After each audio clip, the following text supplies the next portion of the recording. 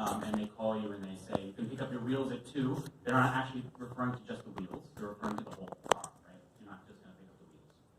So wheels are a synecdoche for car in this situation. We can apply this idea to phylogenetics, because in phylogenetics, what we're trying to do is we're trying to infer the evolutionary history of entire organisms using only a subset of the available information about those organisms. If we are doing a genomic study or transcriptomic study, that subset might be single copy orthologs, or we can even further narrow our data set for inferring that evolutionary history. And so we can use this idea of phylogenetic synecdoche as a way to assess phylogenetic information content. So here's a very oversimplified example. Say we have 3 genes, A, B, and C, and we make a phylogeny from a concatenation of those 3 genes. We can also make phylogenies from the genes individually, and if, for example, the phylogeny from gene A is equal to the phylogeny from the concatenation of all genes, then we can say that gene A has high information content relative to the information content in all 3 genes. So that's what I mean by phylogenetic synecdoche. Here's what I mean by optimized subsampling. Well, first of all, subsampling is something that is ubiquitous in phylogenetics, right? It's a way that we assess quality of data sets or of trees. But what I mean by optimized subsampling is not a way to assess quality, but to make something of high quality. Specifically, it's reducing a data set down to its most informative elements to infer a more robust tree. There are a number of goal or expected advantages and disadvantages of doing this. First is the ultimate goal is to make a tree of improved quality, so that's going to be a potential advantage.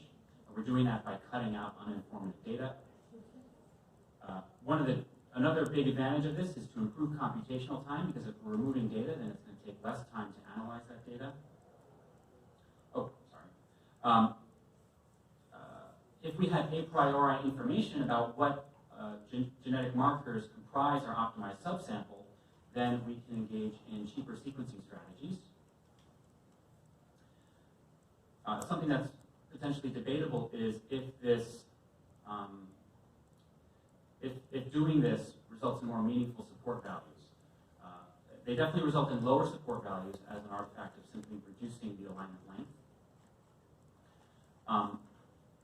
But definitely the big disadvantage of doing this is it hinders our ability to do further data reduction tests.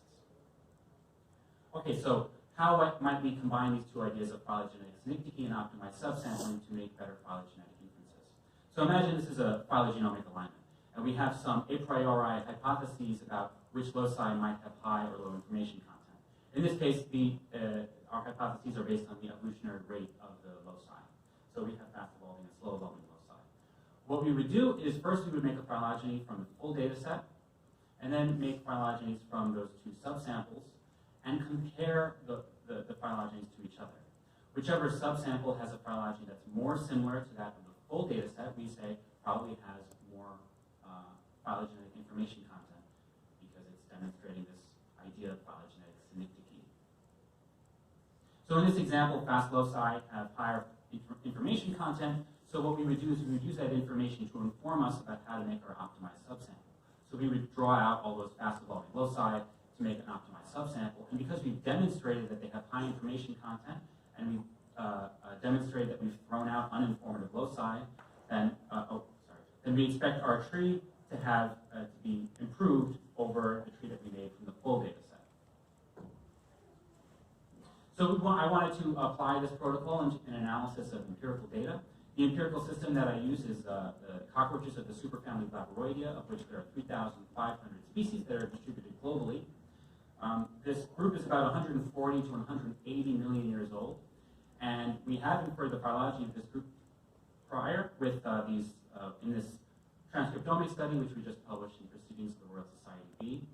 And the backbone of this phylogeny is well resolved. However, the problem, of course, is that we only had 24 in-group taxa with poor biogeographical sampling. We did publish a tree in Molecular Phylogenetics and Evolution last year that had better sampling, but the support along the backbone of this tree here is fairly poor, and the relationships are incongruent with the phylotranscriptomic study. So we wanted to bridge this gap between lots of sampling and low support, and little sampling, high support.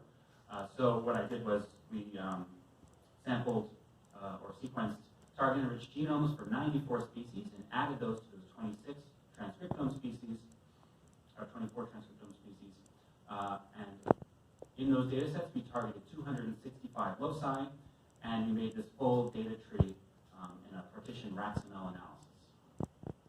So among those 265 loci, we wanted to target or figure out which of those would comprise our optimized subsample, and we did that using that criterion of phylogenetic synecdoche.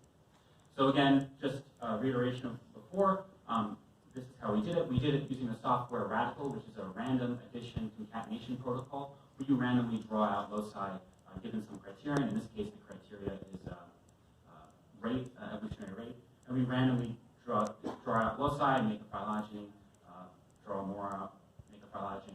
At each step, we are comparing those subsample phylogenies to that full data set phylogeny. And again, whichever data set as a whole makes phylogenies that are more similar to that full data set, we say that demonstrates phylogenetic synecdoche, and so it has more information content. So we didn't just do this with mutation rate, we looked at a bunch of other features, and what we found was that high mutation rate was better, and low values of these other features were better. So low saturation, low heterogeneity, low selection, low mean pairwise sequence distance. So we used this information to inform us about how to make our optimized subsample, and we targeted 100 loci that had the optimal combination of these 5 features. Then we used the same methodology on this optimized subsample, the same partitioning and modeling scheme to infer the optimized subsample tree, which we hope is an improved tree.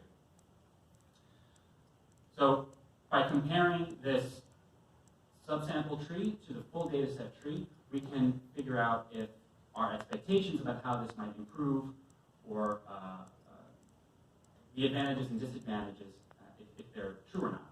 So remember that this optimized subsample tree on the left, this is made with, after throwing out the majority of data. We've thrown out 66% of the data, and we're only focusing on 100 loci. So our first expectation, which is that the efficiency with which we can infer this tree is greatly improved. That is true. We see 3 to 5 time improvements in terms of efficiency in getting the best tree. And we see less improvement, but still improvement relative to the reduction in data, in the amount of data. We see those improvements in the alignment and quality tests.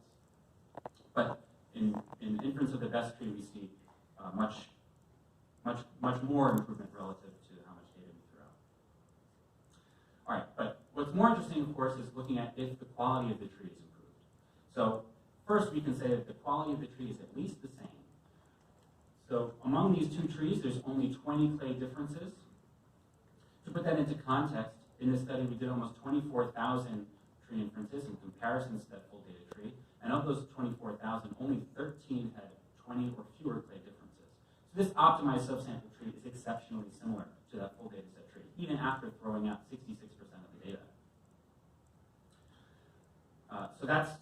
So first we can say that those trees are at least similar in quality. Is the tree better in quality? We do have some evidence to say that the tree is better in quality. First, we can look at the proportion of characters that are supporting internal relationships as opposed to external relationships just on the tips. And we see that there's higher proportion of characters supporting internal relationships in the optimized subsample tree. Also, we can do an approximately unbiased test of tree plausibility, which is the plausibility of a tree given an alignment. And we see that the optimized subsample tree is more plausible, or at least is plausible given its own alignment, as well as the full data set alignment, whereas the full data set tree is only plausible given the full data set alignment and not the subsample alignment. So this is evidence that the tree is better. However, we do see a reduction in mean node support, which one could argue is a reduction in the quality of the tree. However, we know that node support values are correlated with the length of alignment. So this is kind of an expected thing, that the node support values will go down. Okay, so just a summary of the conclusions that we've used this criteria of phylogenetic synecdoche to identify informative loci and use those to make an optimized subsample. When we do that, when we make a tree from the optimized subsample, the tree is between 3 and 5 times. It takes 3 to 5 times fewer computational time to get to that best tree. And then finally, the tree that we infer is more plausible given alignment and has higher character support for internal relationships, even though the node support is decreased. We're still working on this project, but our preprint is on bioarchive. We're thinking of adding some analyses. These are the people that assisted with working on it, and thank you for sticking around to watch the later talks in the day. I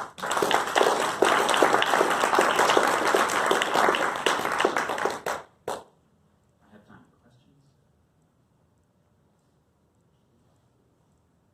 Yes? How do you a priori select the most optimized genes for your taxon that's not cockroaches, for any taxon?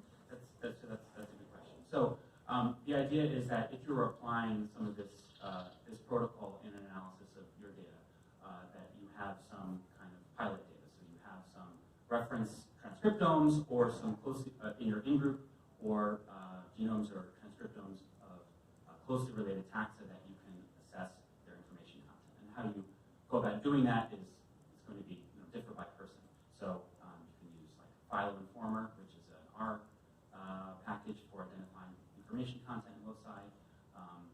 You do something like what I did, or there's lots of different ways of looking at information content under different criteria. Yeah. Does that answer your question?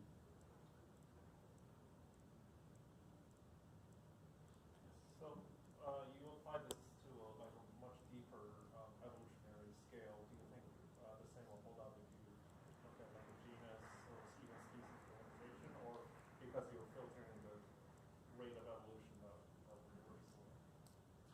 Yeah. So depending upon the context, the phylogenetic context, the trait, the features that you are going to be targeting, the optimal rate of your characters, the loci that you want to target are going to differ based on the whatever, not just the depth of the phylogeny in terms of time, but also the shape